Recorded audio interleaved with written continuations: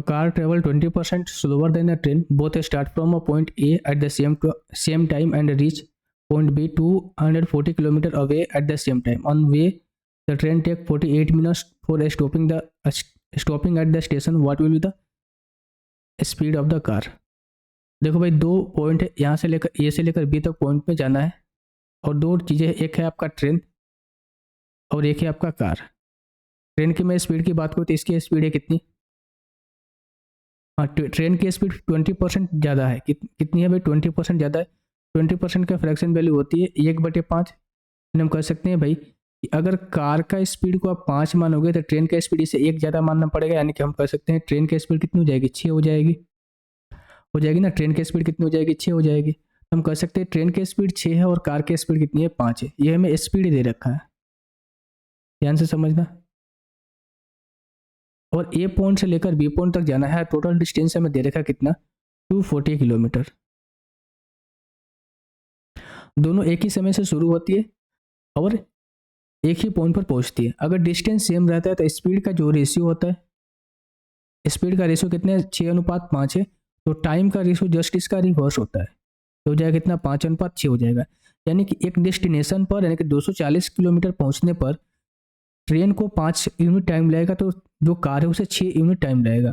लेकिन हो क्या रहा है? दोनों एक ही समय पर पहुंच रही है। इसका मतलब कहीं ना कहीं ये 48 मिनट जो रुक रही है वो इसी के वजह से रुक रही है। यानी हम कह सकते हैं भाई कि अगर ट्रेन जो है 5 यूनिट में, उसको 5 यूनिट में पहुंचना था, लेकिन वो 6 यूनिट में पहुंच रहा है। कितना उसे ज़्यादा लग रहा है? 1 ज़्यादा लग रहा है।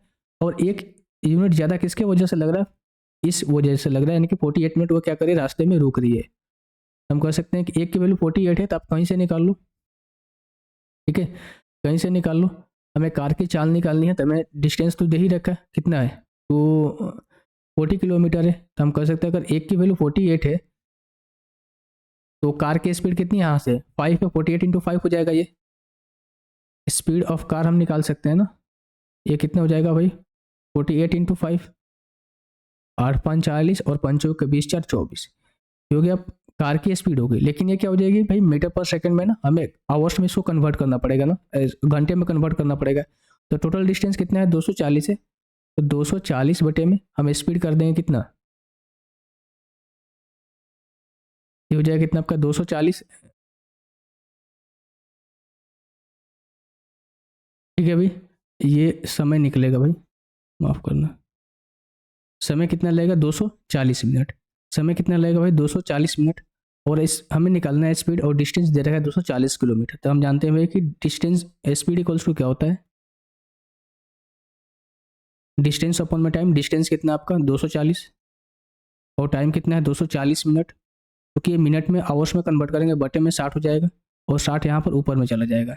हम कह सकते हैं भाई इसको 60 में ऊपर लिख दूँ तो हो जाएगा कितना आपका? 60 किलोमीटर पर आवर।